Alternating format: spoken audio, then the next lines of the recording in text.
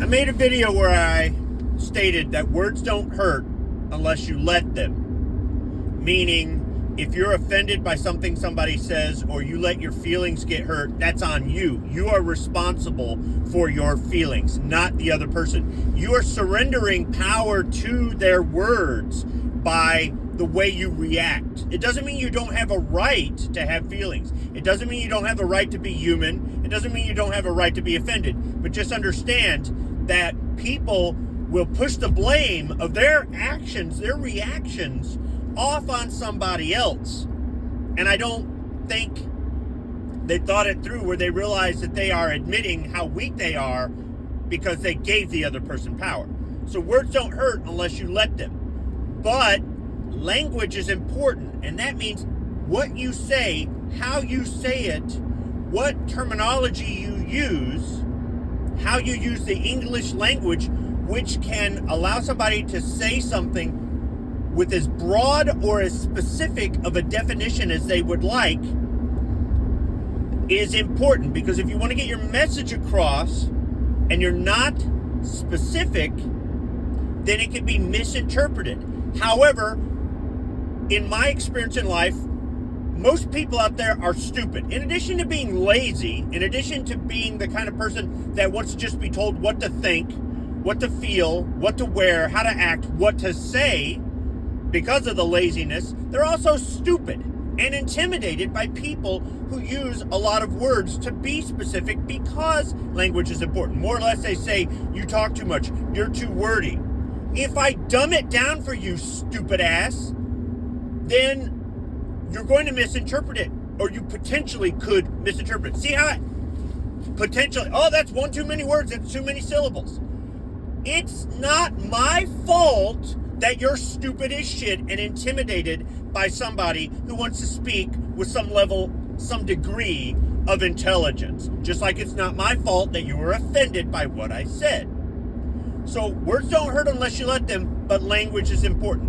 Now that I've rehashed that, language being important, I need to change how I use language, because I imply something that I don't mean when I say something that is maybe more mainstream, more common. It's something that we as a society have been conditioned to say, but in my opinion, it's not accurate. Now, for you, you may not see it that way. You may say, these two words are interchangeable, they mean the same thing. But for me, they don't. And it's my failure for myself to not use my language accurately. What I'm talking about is sorry. I don't like to say I'm sorry, because most of the time I'm not. For example, if I say something and you get your feelings hurt or you're offended, right? I'm accepting responsibility for your reaction to what I said if I say sorry. Now you may say that's not what it means. It just means you genuinely don't feel good about what you did to the other person. What I did to the other person, they did it to their damn selves. So no, I'm not sorry. Or if I say I'm sorry, I'm implying that I maybe misspoke, I lied, I overreacted, I had the intent of trying to get a reaction out of them. And now I regret that intent. That's not it at all. I was being honest, bluntly honest, maybe more honest than other people have been with you. Hence, I'm not sorry.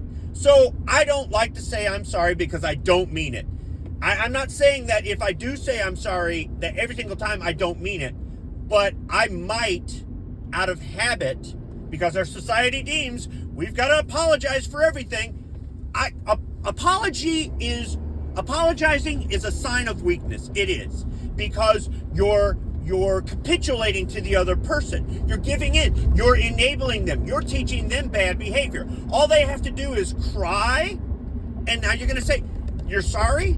How do you know those tears are sincere? Women use tears as a weapon all the time, guys. So it's bullshit, all right? And once again, I didn't make you cry. You chose to cry. It's not my fucking problem. Grow a pair or learn how to have just some sort of fucking backbone. Stand up for yourself if you think you were wrong. Stand up for yourself if you think that somebody told a lie about you.